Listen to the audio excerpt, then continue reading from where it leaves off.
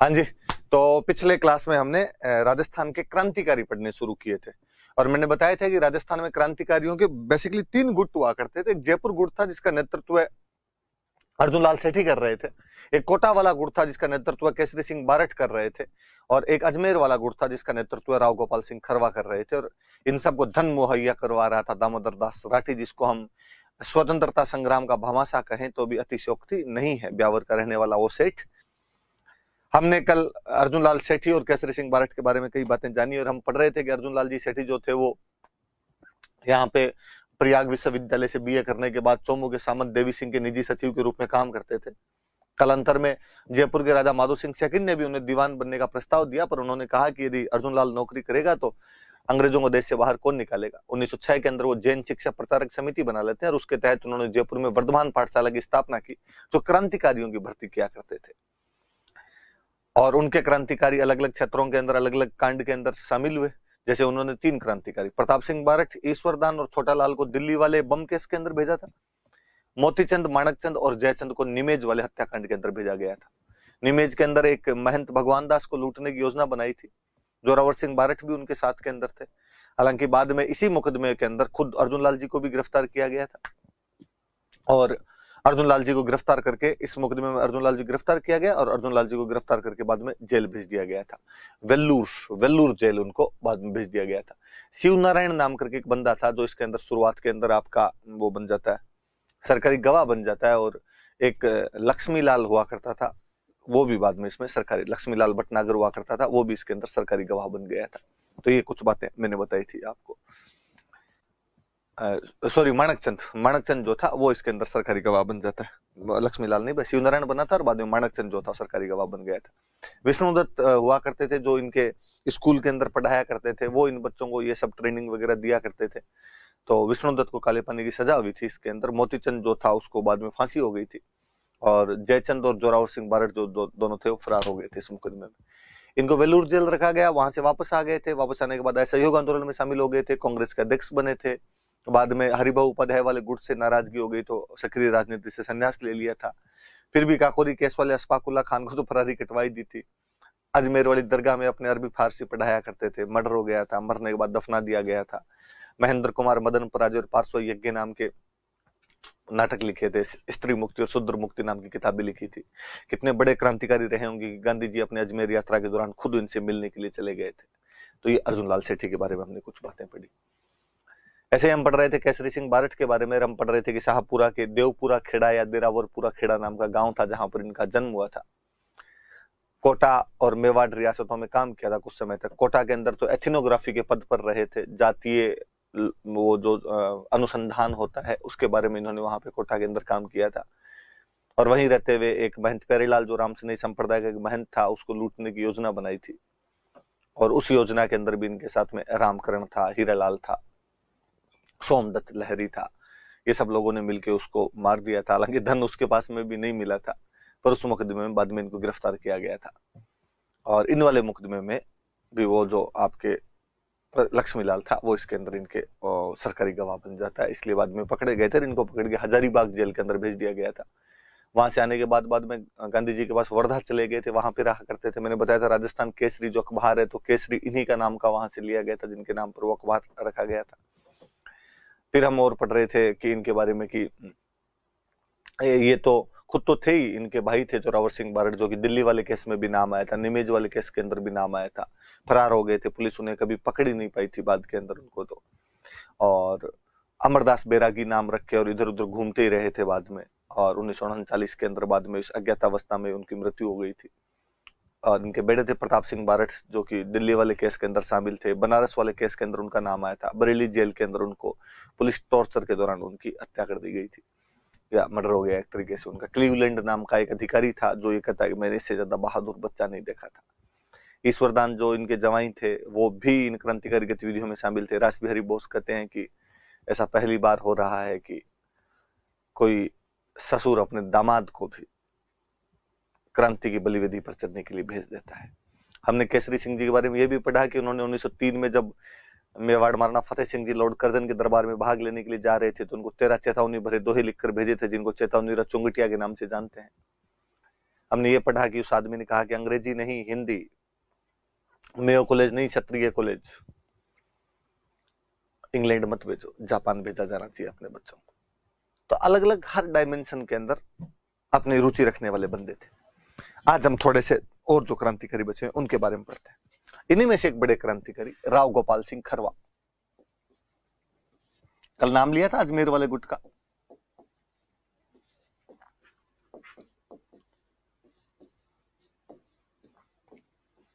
अजमेर में खरवा ठिकाना पड़ता है, यह वास्तव में खरवा ठिकाने के सामंत थे। हिस्ट्री आपकी पूरी पढ़ी हुई, आप समझते हो सामंत क्या होता है। जो फ्यूडल लॉर्ड हुआ करते थे सामंत कहा करते थे, तो ये खरवा ठिकाने के सामंत हुआ करते थे। पर इसके बावजूद बंदे को लगता था कि नहीं यार, अपने को क्रांति गतिविधियों में भाग लेना चाहिए। उस समय एक स्वामी ज्ञानानंद जी हुआ करते थे,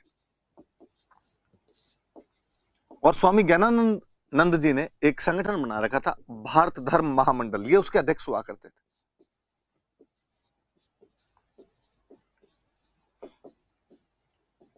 और ये क्रांतिकारी गतिविधियों का खूब प्रचार प्रसार किया करते थे। कहते गोपाल सिंह खरवा इनके साथ में बंगाल गए और वह बंगाल के क्रांतिकारियों से मिले। अरविंद घोष से इनसे मुलाकात हुई इनकी वहां पे, और इनको लगा कि यार अपने को भी कुछ करना चाहिए। तो अब बंगाल के क्रांतिकारियों से मुलाकात के बाद इनका पूरा जीवन ही चेंज हो जाता है। और एक बड़ी जोरदार बात बताऊंगा, भारत में सबसे पहले राजनीतिक चेतना बंगाल के अंदर आई थी। बंगाल वाले लोगों को लगता था देश को आजाद करवाना है, और देखिए आप कि बंगाल वालों को लगता था यार आजाद कौन करवा सकता है देश को। कहां के लोगों के अंदर ये भावना ज्यादा हो सकती है जो देश की आजादी के लिए आगे आए। और बंगाल की नजरें सबसे अधिक यदि किसी जगह पर लगी हुई थी तो राजस्थान। उनको लगता था राजस्थान के अंदर जो लोग हैं, लड़ाकू लोग हैं, वो लड़ने के लिए तैयार हो जाएंगे, तो अपने को राजस्थान चल के क्रांतिकारी तैयार करना चाहिए। और गोपाल सिंह खरवा के रूप में उनको एक ऐसा बंदा मिल भी रहा था जो एक सामंत परिवार से था, तो लड़ाई वड़ाई की सब बातें भी समझता था। तो उन्होंने कहा यार तुम राजस्थान में ये काम करो। और बंगालियों को अपने पे अपने से भी ज्यादा विश्वास था। और तो रविंद्रनाथ टैगोर कहते हैं कि यार बचपन से इतिहास की किताबें पढ़नी शुरू की, सिकंदर के खिलाफ पोरस की हार से लेकर क्लाइव के खिलाफ सिराजुद्दौला की हार तक, भारत के इस इतिहास रूपी रेगिस्तान में हार ही हार थी। पढ़ते समय हर बार एक राष्ट्रीय लज्जा का अनुभव हुआ करता था। तब इस रेगिस्तान में यदि कि हरियाली दिखाई देती है तो राजस्थान में दिखाई देती है। इस इतिहास रूपी रेगिस्तान में हरा पौधा राजस्थान है। जब उसको पढ़ते हैं तब वो संघर्ष, वो युद्ध, वो कभी ना झुकने की प्रवृत्तियां, वो हमें दिखाई देती है। मैंने एक बार पहले भी बताया होगा, मैं आज फिर बताऊं कि हम इमेजिन नहीं कर सकते कि यार बंगालियों ने उस समय प्रताप, कुंभा, सांगा, दुर्गादास, चंद्रसेन, राज सिंह, मीराबाई, इन सब पे साहित्य की रचना की है। सब बड़े बड़े क्रांतिकारियों, सचिंदर सान्याल वगैरह सब अपने यहां पर राजस्थान आया करते थे, तो उनको अपने पे खूब ही भरोसा था। बंदा मिला उनको, गोपाल सिंह खरवा का, आपको ये काम करना चाहिए। गोपाल सिंह खरवा ने कहा ठीक है। गोपाल सिंह खरवा को लगा ये काम करवाया किससे जाए। गोपाल सिंह खरवा की नजरें ये थी कि अपने एक तो अंग्रेजों की जो छावनियां हैं,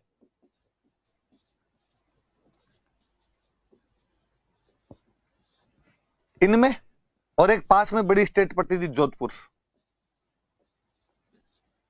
यहां के जो भी राजपूत सैनिक हैं इनको अंग्रेजों के खिलाफ बगावत के लिए तैयार करना। उस बंदे के दिमाग में ज्यादा थी कि अंग्रेजों की छावनियों में जो भी राजपूत सैनिक है, एक जोधपुर के जो भी राजपूत सैनिक है, इनको तैयार कर लिया जाए। अपने वो ये अजमेर और जोधपुर के अंदर इन सैनिकों के अंदर क्रांति की भावना भर के इनको अंग्रेजों के खिलाफ भड़काना चाहते थे। और वो बंदा कहीं ना कहीं सफल होता भी दिख रहा है। 1912 के निमेज वाले कांड में अर्जुन लाल जी गिरफ्तार हो जाते हैं। 1913 के कोटा वाले महंत पेरेलाल वाले कांड में केसरी सिंह बारठ गिरफ्तार हो जाते हैं। अब अपने बंदा बचावा एक गोपाल सिंह खरवा। इधर एक बड़े क्रांतिकारी रास बिहारी बोस एक योजना बनाते हैं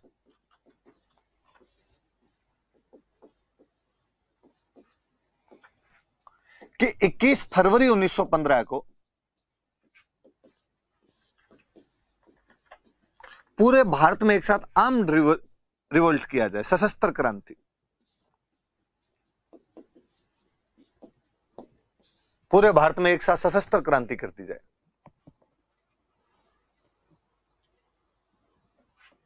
राजस्थान में इसकी जिम्मेदारी किसको दी जाए? तो राजस्थान में इसकी जिम्मेदारी गोपाल सिंह खरवा को दी जाए।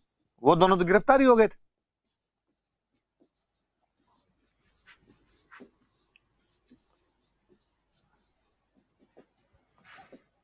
तो राजस्थान में इसकी जो जिम्मेदारी दी गई थी वो इन गोपाल सिंह खरवा को दी गई थी। रास बिहारी बोस 21 फरवरी 1915 को पूरे भारत में एक साथ सशस्त्र क्रांति करना चाहते, हथियारों के साथ। हम पढ़ेंगे, जब मॉडर्न इंडिया पढ़ेंगे तो गदर आंदोलन के बारे में और पढ़ेंगे, गदर आंदोलन की खूब सारी बातें पढ़ेंगे, तब हम और जानेंगे इसके बारे में।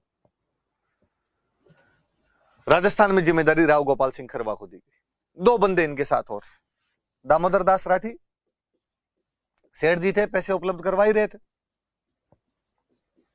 एक बंदा इनके साथ और, भूप सिंह, यूपी के बुलंदशहर का रहने वाला एक लड़का, जो वहां की क्रांतिकारी गतिविधियों में जब उसके खिलाफ केस दर्ज हुआ तो भागकर अजमेर आ गया और गोपाल सिंह खरवा के पास में यहां पे काम करने लग गया। लड़का चूंकि पहले से क्रांतिकारी गतिविधियों में शामिल था, इसलिए गोपाल सिंह खरवा को बहुत सही लगा कि यार ये लड़का एकदम सही है। और इन लोगों ने ये प्लान बनाया कि यार अपने रास बिहारी बोस वाले 21 फरवरी 1915 वाला एक साथ विद्रोह कर देंगे। सैनिक तैयार किए हुए, रूट लेवल के जो सोल्जर्स थे उनमें गोपाल सिंह खरवा ने कह रखा था कि अपने ऑर्डर देंगे, ऑर्डर देते पूरे राजस्थान में एक साथ क्रांति करनी है। पर हाय रे किस्मत, विडंबना, दुर्भाग्य, घटना का पहले ही पता चल गया। सारे क्रांतिकारी गिरफ्तार कर लिए गए। ऐसी कोई सशस्त्र क्रांति वो अंजाम नहीं दे पाए। अपने भी गोपाल सिंह खरवा और भूप सिंह दोनों गिरफ्तार कर लिया गया। गिरफ्तार करके टोडगढ़ जेल में रखा। कौन सी जेल में रखा गया? टोडगढ़। याद रखना, Arjunlal Sethi Vellore jail, Kesari Singh Barath Hazaribagh jail, Gopal Singh Kharwa Todgarh jail, साथ में कौन? भूप सिंह। और वहां पे पता चला जब जेल के अंदर बंद थे, क्या भूप सिंह पे और मुकदमे चल रहे हैं, उनके अंदर पुलिस ढूंढ रही है और उनमें पुलिस गिरफ्तार कर सकती है। अब पकड़े हुए यहां पे उनको पता चल सकता है। एक दिन ये सारे सारे जेल तोड़ के भाग गए, निकल जाते हैं वहां से, टोडगढ़ से निकल जाते हैं कुल मिला के। हालांकि गोपाल सिंह को तो वापस अंग्रेज पकड़ लेते हैं, अजमेर जेल में रखा था। बाद में यहां से यूपी शिफ्ट कर दिया था, शाहजहांपुर के पास में एक जगह पड़ती तिलहर, वहां तिलहर के अंदर रख दिया था। और वो लड़का जो उनके साथ में था वो तो अंग्रेजों के हाथ ही नहीं आया, बाहर निकला तब तक दाढ़ी बढ़ गई थी। उसने अपना नाम रखा, चेंज किया, विजय सिंह पथिक। कालांतर में वो आपके राजस्थान के किसान आंदोलनों का अगुवा बना। एक लड़का जो किसी टाइम राव गोपाल सिंह खरवा के पास सशस्त्र क्रांति करने के लिए आया था, उसने राजस्थान का प्रथम किसान आंदोलन चलाया, जिसको आप बिजोलिया किसान आंदोलन के नाम से जानते हो। वह लड़का जो राजस्थान के अंदर बाद में आपके सबसे बड़े संगठन राजस्थान सेवा संघ का अगुवा बना, वह युवक जो कालांतर में आपके राष्ट्रीय नेताओं के हस्तक्षेप से बिजोलिया किसान आंदोलन को गति प्रदान करवाता है। नवीन राजस्थान, राजस्थान केसरी, तरुण राजस्थान जैसे भांति भांति के समाचार पत्र निकालकर राजस्थान की जनता में राजनीतिक चेतना लाने का प्रयास करता है। वह युवक जिसे हम आज भी राष्ट्रीय पथिक के नाम से याद करते हैं, वो विजय सिंह पथिक भी शुरुआत में इनके साथ में थे। बाद में गोपाल सिंह भी 1919-20 के आसपास जब सारे क्रांतिकारी रिहा किए गए थे तो इनको भी बाद में रिहा कर दिया गया था। अजमेर के अंदर फर्स्ट राजनीतिक कॉन्फ्रेंस बुलाई गई थी, एक फर्स्ट पॉलिटिकल कॉन्फ्रेंस बुलाई गई थी। उसमें तो अध्यक्ष गोपाल सिंह जी को बुलाया गया था, खूब सारे राजनीतिक कार्यकर्ता वगैरह इकट्ठे हुए थे, उसमें इनको बुलाया गया था। बाद में भी इधर ये सारे के सारे क्रांतिकारी गांधी जी जब आ गए थे तो गांधी जी वाले मूवमेंट की तरफ मुड़ गए थे, अहिंसा के रूप में इधर उधर भाग लेते रहते थे। केसरी सिंह बारठ गोपाल सिंह के बारे में कहते हैं, एक दोहा है अच्छा सा, मैं लिख दूं इस पे कि रयो लाल पांचाल में, महाराष्ट्र में बाल,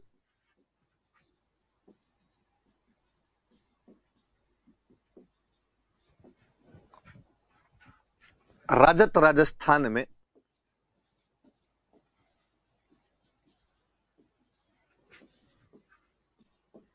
गौरवमय गोपाल।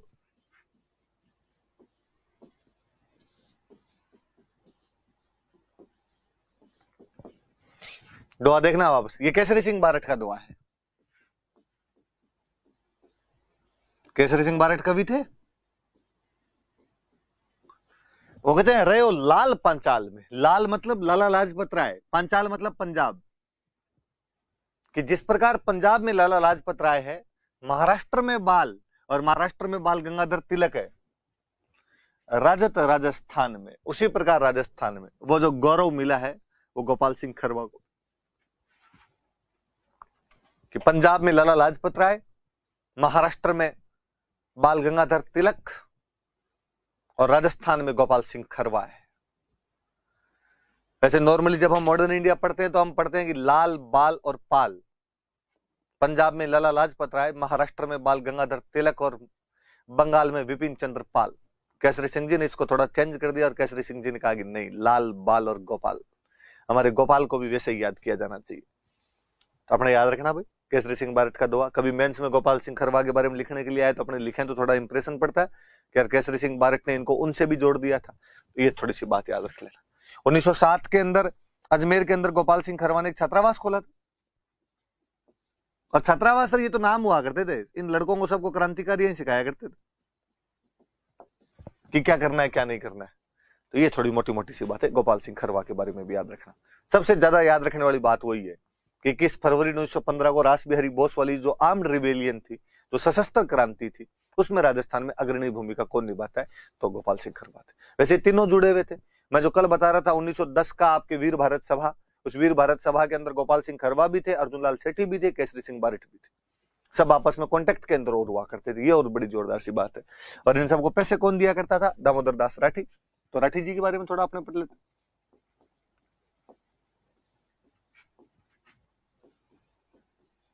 राठी जी बेसिकली पोखरण के रहने वाले थे, लेकिन बाद में अपने ब्यावर आ गए थे और ब्यावर में एक मिल की स्थापना कर ली थी, कृष्णा मिल। ब्यावर में कृष्णा मिल चलाया करते थे। आर्य समाज के बहुत बड़े सपोर्टर थे, आर्य समाज का बहुत अच्छा प्रभाव था। आर्य समाज उस समय हिंदी का प्रचार प्रसार कर रहा था, तो अपने ब्यावर के अंदर इन्होंने बनाई थी नागरी प्रचारिणी सभा। नागरी मतलब देवनागरी लिपि, देवनागरी लिपि मतलब हिंदी। और कहा कि आज के बाद कृष्णा मिल का पूरा काम हिंदी में किया जाना चाहिए। Charity begins at home. अच्छे कामों की शुरुआत घर से नहीं करेंगे तो दूसरों को उपदेश देने से मतलब ही क्या है। तो आज के बाद भाई सारे के सारे जो काम है वो अपने तो हिंदी में किए जाएंगे, कृष्णा मिल के सारे काम। इनके कहने पर, दामोदर दास राठी कहने पे, अजमेर का जो कमिश्नर था, अंग्रेजों की तरफ से अजमेर में कमिश्नर बैठता था, इन्होंने उसका कमिश्नर को समझाया कि यार अजमेर का काम हिंदी में किया जाना चाहिए। और कमिश्नर ने ऑर्डर जारी की कि अजमेर के कार्यालयों में भी अधिकतर जो कार्य है वो किसके अंदर किया जाना चाहिए, तो हिंदी भाषा के अंदर किया जाना चाहिए। तो बाद में हिंदी भाषा में काम होने लग गया था। बंदा देखो यार क्या सेवा की, सारे क्रांतिकारियों को धन देते थे, तो हम कहते हैं राजस्थान के स्वतंत्रता संग्राम का भामाशाह। वैसे 3 सेठ थे जिनको आप भामाशाह कह सकते हो, कि जो क्रांतिकारियों को धन दिया करते थे। एक दामोदर दास राठी,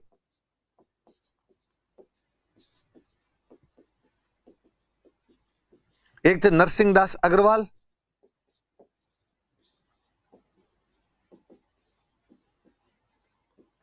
एक थे गिसूलाल जाजोदिया।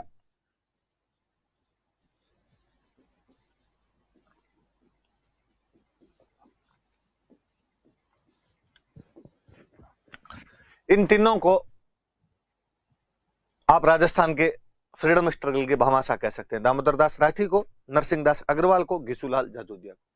दामोदर दास राठी नाम आए तो मैं फिर एक थोड़ा सा कंफ्यूजन रहता है, कई बार मैं दूर कर दूं।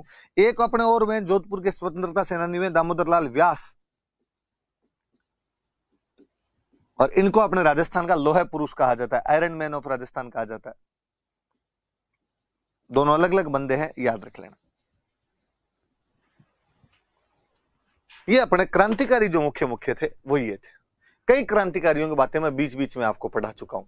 जैसे मैंने ज्वाला प्रसाद डोगरा की ज्वाला प्रसाद शर्मा की बात आपको बताई थी कि वह जो बंदा था वो पीएन डोगरा को अजमेर में मारने का प्रयास किया था, सलाउद्दीन उसके अंदर मर गया था, रमेश चंद्र व्यास वगैरह वो साथ में थे। मैंने और बताया था कि उदयपुर में पुलिस की गोलियों से शांतिलाल और आनंदीलाल मर गए थे। मैंने और बताया था कि आपको रमेश स्वामी भुसावर के अंदर बस द्वारा कुचलकर हत्या कर दी गई थी।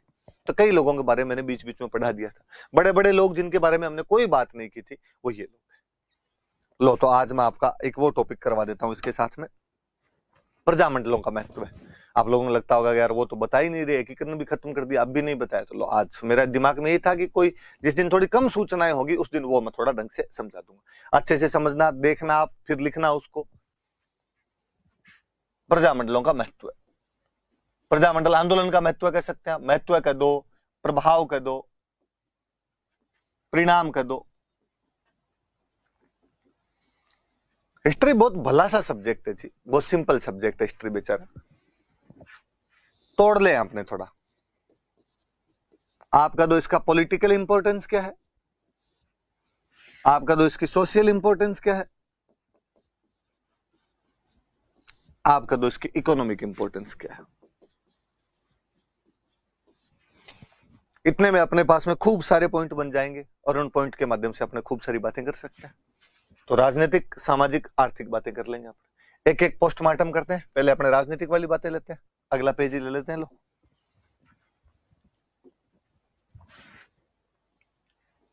वैसे देखो साथ साथ में बातें बताई हुई है और आपने पता नहीं क्यों थोड़ा इतनी ध्यान नहीं दिया उनकी तरफ, या ध्यान दिया होगा तो कोई नहीं, अब दोबारा दे लो। पॉलिटिकल इंपॉर्टेंस क्या है या पॉलिटिकल कॉन्सिक्वेंस क्या थे उसके। हम महत्व, परिणाम, प्रभाव पढ़ रहे हैं। किसी भी घटना के बाद होने वाली जो ऐसी घटनाएं होती है उनको महत्व, परिणाम या प्रभाव कहते हैं। अच्छा, प्रजामंडलों के बाद में ऐसा क्या हुआ वो हम पढ़ेंगे। देखो, हमने प्रजामंडल शुरू किए तब भी बीच में भी बार बार मैंने एक बात बताई कि इन प्रजामंडलों का मुख्य उद्देश्य उत्तरदायी शासन की स्थापना करना था।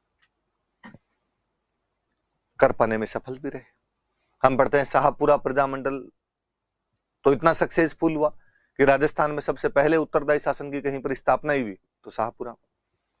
हमने और पढ़ा कि राजराणा हरिश्चंद्र के नेतृत्व में झालावाड़ के अंदर भी उत्तरदायी शासन की स्थापना हो गई थी। सब जगह हो गई थी। इक्का दुक्का रियासत अपवाद थे, जैसलमेर में इधर नहीं हुई थी।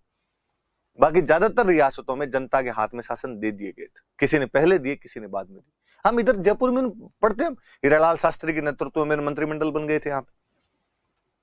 तो इनका सबसे बड़ा महत्व तो यह है कि इनकी वजह से उत्तरदायी शासन की स्थापना हुई, एस्टेब्लिशमेंट ऑफ रेस्पॉन्सिबल गवर्नमेंट।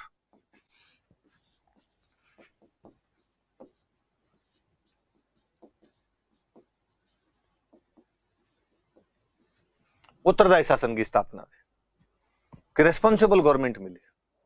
फिर मैं जब किसान आंदोलन पर डहा रहा था तब भी, मैं अब भी बताऊं, किसी भी आंदोलन से और कुछ हो नहीं हो, सफल हो या नहीं हो, बहुत अलग बात है। राजनीतिक चेतना जरूर आती है। कोई आंदोलन चले पर लोग उस पर जब चर्चा करते हैं, उसकी बात करते हैं, वो डिस्कस होता है मैटर, तो उसके खूब सारे डायमेंशन, खूब सारे आयाम पता चलते हैं। क्या है, क्यों कर रहे हैं, कहां दिक्कत है, सही कौन, गलत कौन, बातें तो पता चलती है। वरना राजस्थान में लोगों ने कभी इस तरफ तो ध्यान ही नहीं दिया था और किसी के दिमाग में भी नहीं आया था कि राजा का राज भी खत्म किया जा सकता है। राजा माई बाप थे, वो एकलिंग धनी है, एकलिंग दीवान है, वो गोविंद देव जी का दीवान है। लोगों को लगता है सदियों सदियों तक ये शासन रहेगा। पर इस प्रजामंडल आंदोलन ने कहीं ना कहीं लोगों के दिमाग में एक बात बिठाई शुरू में कि राज भले ही राजा का रहे लेकिन उसमें जनता का हक तो होना चाहिए।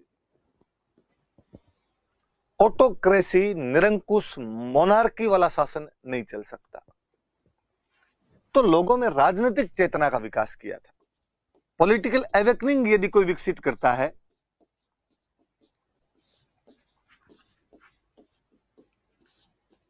तो प्रजामंडल मूवमेंट, मैंने पहले कई बार कहा था, मैं अब फिर कहूं आपको, इन प्रजामंडलों ने कभी नहीं कहा कि राजा अपनी गद्दी छोड़ दे।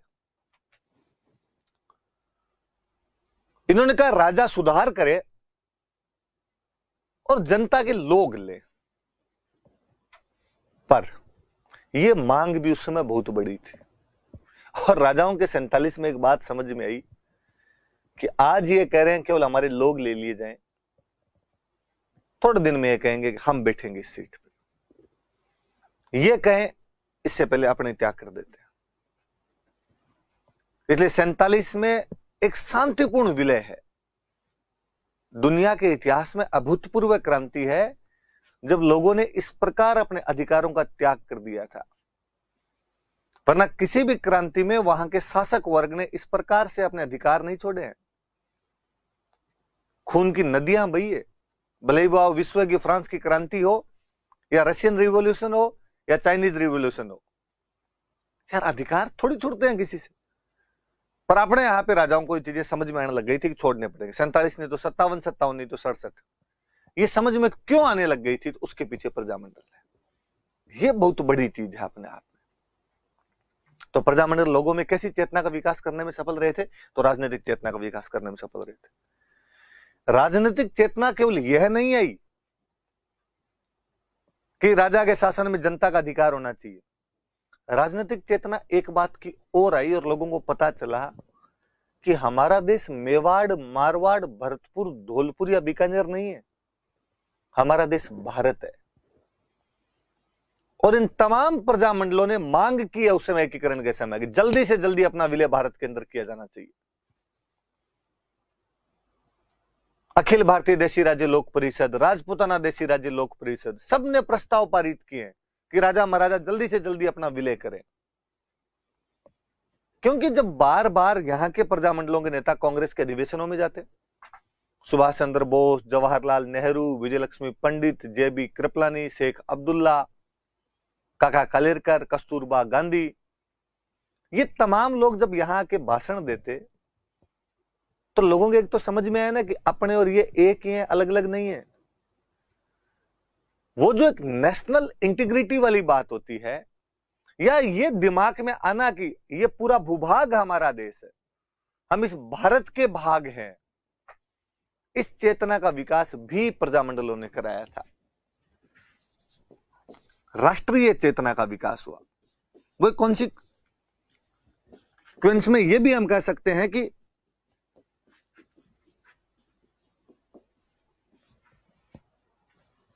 जो एक ये एवेकनिंग थी कि हमारा देश भारत है, इसके पीछे भी प्रजामंडल ही है, कि प्रजामंडलों की वजह से ये बात भी हो पाई थी।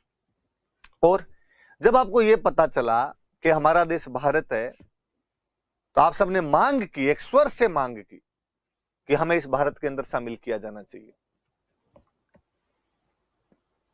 तो राजाओं को भी भारत के अंदर शामिल होना पड़ा। तो क्या इससे हमारी राष्ट्रीय एकता मजबूत नहीं हुई, नेशनल यूनिटी को स्ट्रेंथ नहीं मिली?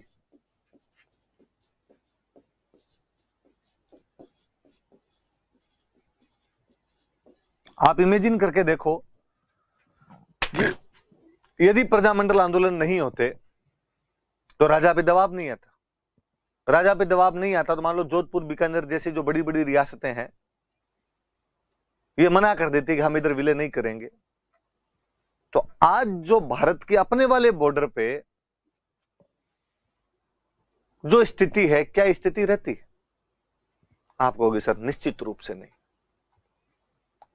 कश्मीर की तरह हो जाते हैं। वरना इस भूभाग में आपको कभी कोई ऐसी गतिविधि नहीं दिखेगी। तो इस इंटीग्रिटी के पीछे, इस यूनिटी के पीछे, इस स्ट्रेंथ के पीछे प्रजामंडल मूवमेंट है कि राष्ट्रीय एकता को मजबूती मिली। और हमने एक स्वर से सबने कहा कि नहीं, इस साइड में विलय किया जाना चाहिए।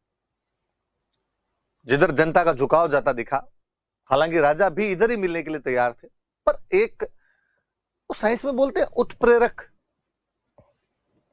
उस उत्प्रेरक वाला काम यदि कोई कर रहा था तो प्रजामंडल मूवमेंट कर रहे थे कि ये चीजें भाग्य में तय थी, होना ही था 47 के अंदर सब कुछ,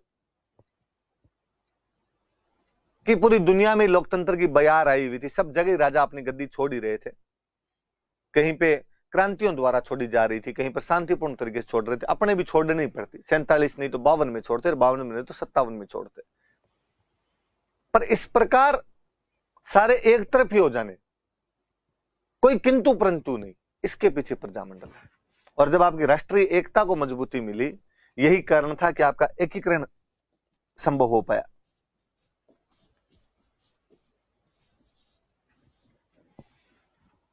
बड़ी घटना है भाई राजस्थान का एकीकरण, अलग अलग राजाओं को एक जाजम पे लाके बिठाना।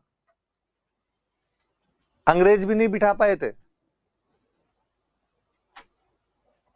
लॉर्ड मेयो ने जब अजमेर में दरबार लगाया था तो जोधपुर वाला तख्त सिंह इस बात से नाराज होकर वापस चला गया था कि उसकी सीट उदयपुर और जयपुर वालों से पीछे है, मैं नहीं बैठता यहां पे। पर आप ये देखिए, जनता के आंदोलनों ने उन राजाओं को भी एक जगह लाके खड़ा कर दिया। और कोटा, झालावाड़, डूंगरपुर वाले खुद ही भारत सरकार को जाके कह रहे हैं कि करो रे हमारा विलय इधर, बना दो, हम सबको एक ही बना दो यार, क्या अलग अलग छोड़ रखे हैं। भरतपुर का राजा ब्रजेंद्र सिंह जाके भारत सरकार को कह रहा है कि तुम्हें लगता है मेरे से नहीं संभल रही ना सांप्रदायिक समस्या, तुम रखो रे, तुम राज चला लो। इसके पीछे कहीं ना कहीं ये प्रजामंडल है। और मैं कहूंगा कि ये सब चीजें समाप्त हुई तो राजतंत्र समाप्त हुए।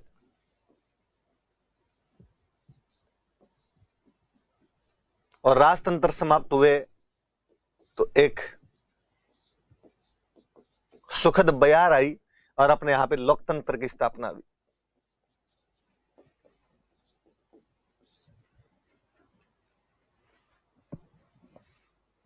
कि जिस खुली हवा के अंदर हम सांस ले रहे हैं, ये जो लोकतंत्र है, इन प्रजामंडलों का योगदान तो मानना पड़ेगा आपको कि इन्होंने ऐसा माहौल तैयार कर दिया था कि ये चीजें होनी थी। लोकतंत्र आए, आपको और मुझे सबको फंडामेंटल राइट मिले,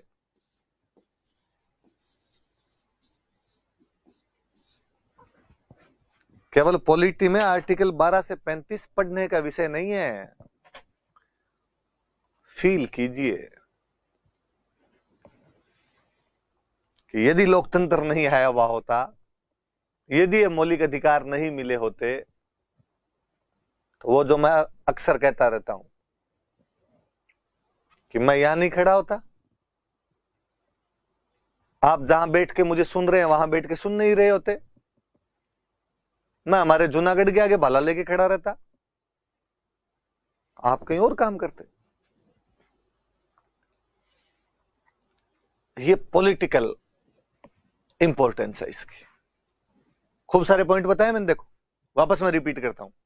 इनकी वजह से रेस्पॉन्सिबल गवर्नमेंट आई, लोगों में एक पॉलिटिकल अवेकनिंग आई, इससे लोगों का एक माइंड मैप तैयार हुआ कि हमारा देश एक बृहत्तर भारत है, ग्रेटर इंडिया है। इससे हमारी नेशनल यूनिटी को स्ट्रेंथ मिली, इस वजह से हमारा एकीकरण इतना सरलता पूर्वक तरीके से संभव हो पाया। जब राजा भारत में एक हो गए तो उनका तंत्र समाप्त हो गया, जनता के जो नेता थे उनके पास में तंत्र आया तो लोकतंत्र आया। उसका मजा आप और मैं सब ले रहे हैं, मौलिक अधिकार मिले। यह प्रजामंडलों का राजनीतिक महत्व है। अब जब आप आंसर लिखो, एग्जाम्पल आप देना साथ साथ। जब आप लिखोगी राष्ट्रीय चेतना का विकास होता तो आप लिखना जे.बी. कृपलानी, विजय लक्ष्मी पंडित, जवाहरलाल नेहरू, सुभाष चंद्र बोस जैसे नेताओं की राजस्थान यात्राओं ने राजस्थान की जनता के अंदर राष्ट्रीय चेतना का उद्गार भरे। जब आप राजनीतिक चेतना का विकास लिखते हो तो आप लिखना कि इस राजनीतिक चेतना की वजह से ही लोगों के अंदर अपने अधिकारों के प्रति जागृति आई और लोग खुलकर इन बातों के अंदर हिस्सा लेने लगे। आप सोच के देखिए कि भारत छोड़ो आंदोलन अंग्रेजों भारत छोड़ो आंदोलन है। अपने तो राजस्थान में अंग्रेज थे ही नहीं, फिर हम किसको भारत छुड़वा रहे थे? हम क्यों चला रहे हैं भारत छोड़ो आंदोलन? क्योंकि हमारे यहाँ के लोगों को ये राजनीतिक चेतना और राष्ट्रीय चेतना आ गई थी कि हम एक देश का हिस्सा हैं, भले अपने साइड में अंग्रेज नहीं है पर अपने वाले राजा अंग्रेजों के दोस्त हैं, इनसे भी छुड़वाया जाना चाहिए। इस वजह से नेशनल यूनिटी बनी, लोगों के अंदर एकीकरण हुआ, राजतंत्र गया, लोकतंत्र आया, मौलिक अधिकार मिले। एग्जाम्पल आप देना साथ साथ के अंदर। मैं खूब सारे पॉइंट बता दिए मैंने 8। हम सामाजिक बात कर लेते।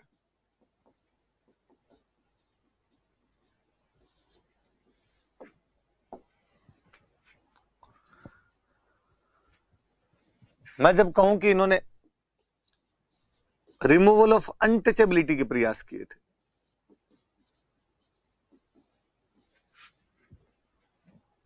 इन प्रजामंडल के नेताओं द्वारा या इन प्रजामंडलों द्वारा छुआछूत निवारण के प्रयास किए गए। मैं कह सकता हूं कि पंडित हरिनारायण शर्मा ने अस्पृश्यता निवारण संघ, वाल्मीकि संघ और आदिवासी संघों का निर्माण किया था। हम पढ़ सकते हैं कि माणिक्यलाल वर्मा, भोगीलाल पांड्या आदि नेताओं ने हरिजनों के उद्धार के लिए खूब सारा काम किया था। क्या ये छुआछूत निवारण के प्रयास नहीं है? इन लोगों की वजह से हिंदू मुस्लिम एकता स्थापित हुई।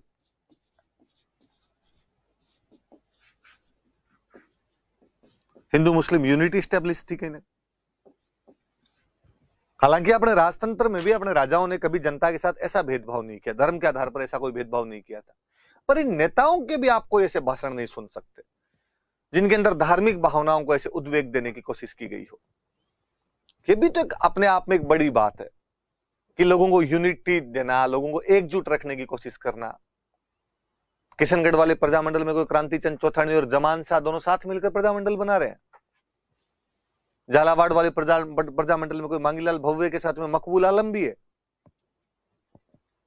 ये तमाम नाम हमें बताते हैं कि उन लोगों के अंदर धार्मिक स्तर पर भी किसी प्रकार की वैमनस्यता, रिलीजियस आधार पर किसी भी प्रकार के कोई भी कॉन्ट्राडिक्शन नहीं थे।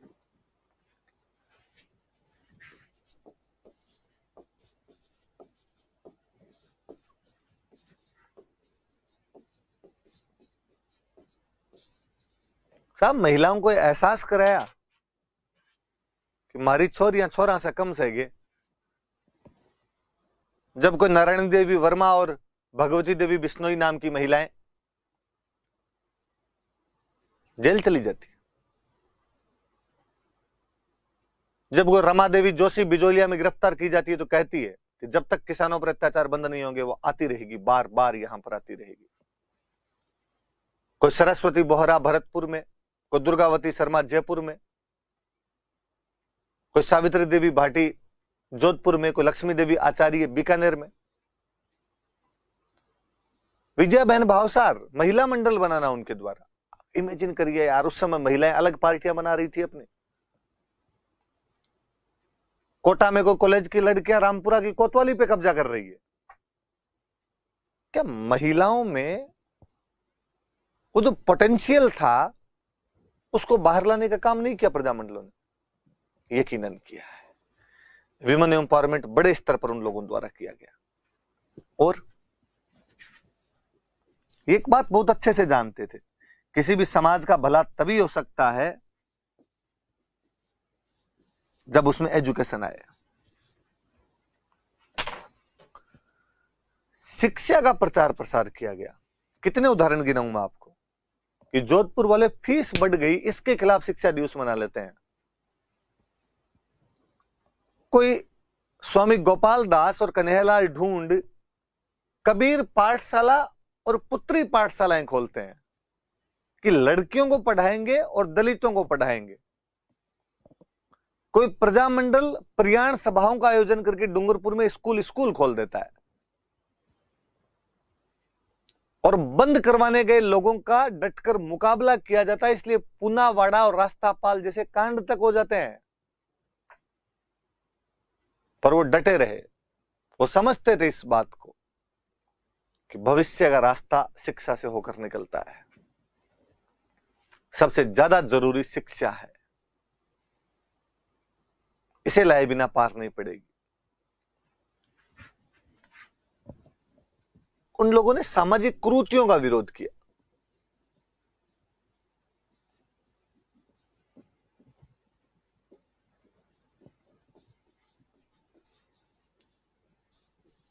जो भी सोशल बैड कस्टम्स हुआ करते थे उस समाज के, उनका विरोध किया। छुआछूत अपने आप में एक है, उसका विरोध कर ही रहे थे वो। आप इनके कुछ एग्जाम्पल देखिए। विजया बहन भावसार और धूलजी भाई भावसार ने विडो रीमैरिज थी वो उनकी, विजया बहन भावसार की लव मैरिज थी। आपने सारे सामाजिक टेबू तोड़ के रख दिए। विडो रीमैरिज नहीं हुआ करती थी, वो महिला कर रही थी, उसमें भी लव मैरिज करना उसने की। जब आप फ्रंट पे जाके लीड करते हो ना, तो बाकी लोग फॉलो करते हैं कहीं ना कहीं। बाकी लोगों को भी लगता है कि गलत तो नहीं है। ये लादूराम जोशी और रमादेवी जोशी वाला सेम केस है, विडो रीमैरिज है। विजय सिंह पथिक विधवा महिला से शादी करते हैं। क्या ये समाज को दिशा दिखाने का काम नहीं है? क्या समाज इनसे सीख नहीं पा रहा है? मोहनलाल सुखाड़िया इंदुबाला गरासिया नाम की लड़की से इंटरकास्ट लव मैरिज करता है। गरासिया ट्राइब होती है, जनजाति है, उस जनजातीय लड़की से शादी करता है।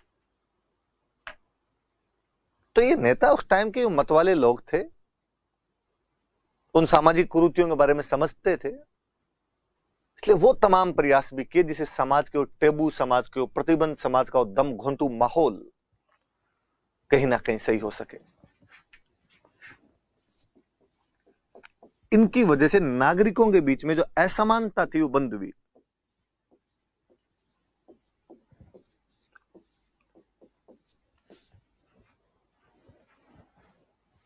पहले राजा, फिर सामंत, फिर कोई जमींदार, फिर कोई पटेल, फिर कोई जनता, हायरार्की थी एक।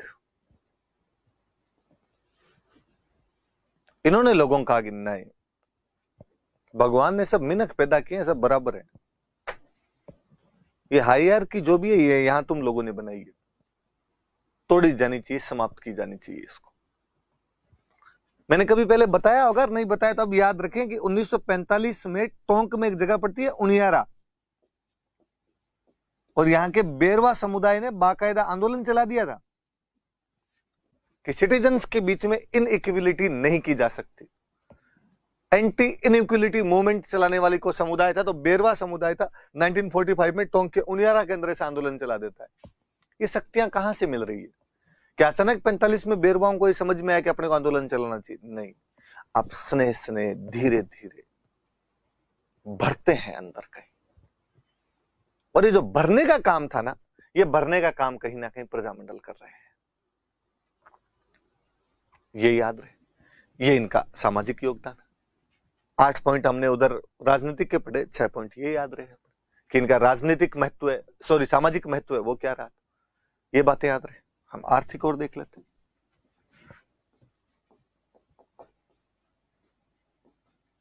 आर्थिक वाली तो खूब सारी बातें बताई है, पढ़ी हुई है। किसान आंदोलनों को समर्थन,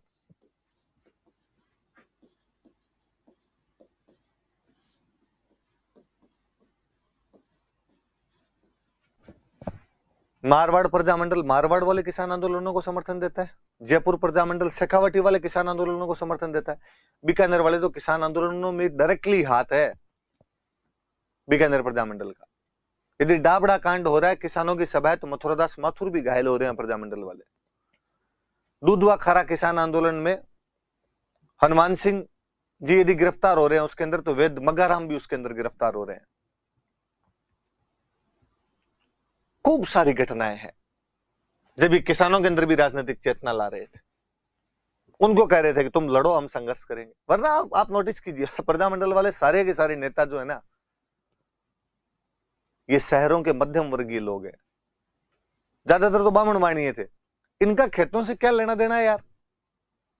पर ये पढ़े लिखे लोग थे, उस समय का मिडिल क्लास था, राजनीतिक चेतना इनमें थी, ये समझते थे चीजों को, इसलिए उन्होंने सही चीजों का समर्थन किया उस टाइम।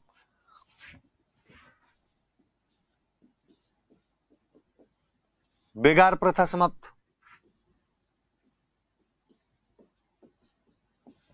को रमेश स्वामी भुसावर में बस के नीचे ही आ जाता है इस बात के लिए। सब जगह बेगार का विरोध किया है। हाड़ौती प्रजामंडल ने तो बाकायदा पंडित नैनूराम शर्मा के नेतृत्व में बेगार विरोधी आंदोलन चलाया था। आप वो एग्जाम्पल दे सकते हैं।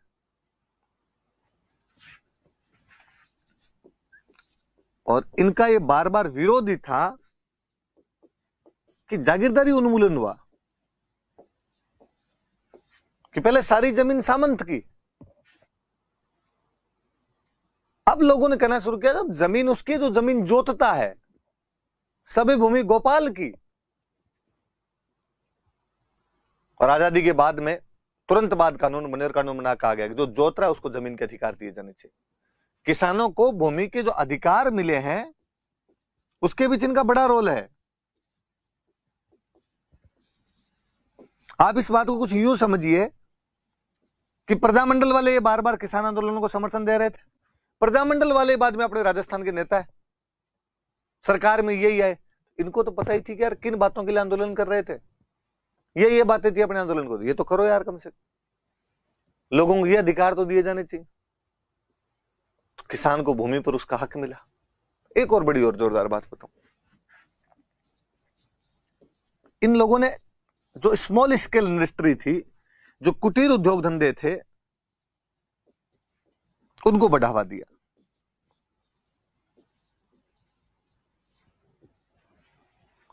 गांधी जी का खादी का प्रचार प्रसार अपने आप में कुटीर उद्योग धंधों को बढ़ावा देने वाला है। जब बाल मुकुंद बिस्सा जवाहर खादी भंडार की स्थापना कर रहा है, ये कुटीर उद्योग धंधे को बढ़ावा देने वाली बात है। किसान आंदोलनों को समर्थन दिया, किसानों में राजनीतिक चेतना लाए, बेगार खत्म करवाई, किसानों को जमीन पर उनके हक दिलवाए, जागीरदारी का डी रूट करवाया उसको, कुटीर उद्योग धंधों को बढ़ावा दिया गया। 8, 6, 14, 5, 19, 20 पॉइंट हो गए। मतलब अब ये क्रिएटिविटी आप दिखाइए कि इसको 120 शब्दों में कैसे समेटा जा सकता है। मैंने डायमेंशन खूब सारे बताए और मैं फिर कहूं कि अंतिम नहीं है। आप अपने दिमाग में और सोचना। मुझे खुशी तब ज्यादा होगी जब आप 4 पॉइंट और लिखेंगे कि नहीं सर आपने इतने बताए थे, आपने अपना दिमाग लगा लिया, इतने बने, हमें लगता है सर ये पॉइंट और है। और क्रिएटिविटी वो होगी आपकी जब आप इन सब चीजों को विद एग्जाम्पल समाहित करते हुए 120-25 शब्दों में लिखेंगे। मैं तो ये सारे के सारे पॉइंट्स भाषा के अंदर लिख लिख के पीडीएफ में भी डाल दूंगा, पर आप कोशिश करना कि अपनी भाषा बनाओ, उसे छोटे शब्दों में, कम शब्दों में समाहित करने की कोशिश करो, बातें सारी लिखो। मैं कहूं कभी एग्जाम में क्वेश्चन आए प्रजामंडल आंदोलनों का महत्व बताइए, और इतने डायमेंशन लिख के आ जाओ, आप 18-20 पॉइंट लिख के आ जाओ, पढ़ने वाला तो यूं लाल लोट हो जाए आप पे। क्योंकि अक्सर जब एग्जाम में ऐसा क्वेश्चन आता है कि प्रजामंडल आंदोलनों का महत्व बताइए, तो स्टूडेंट के समझ में नहीं आता कि लिखूं क्या यार।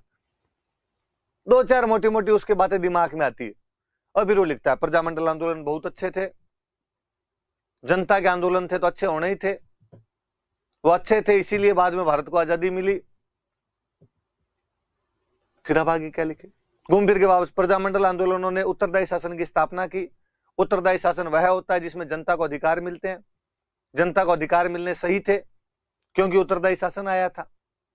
चौथी बात याद नहीं आ पाती वहां पे, इसलिए आप पॉइंट सारे याद करना, फिर आंसर लिखने की कोशिश करना।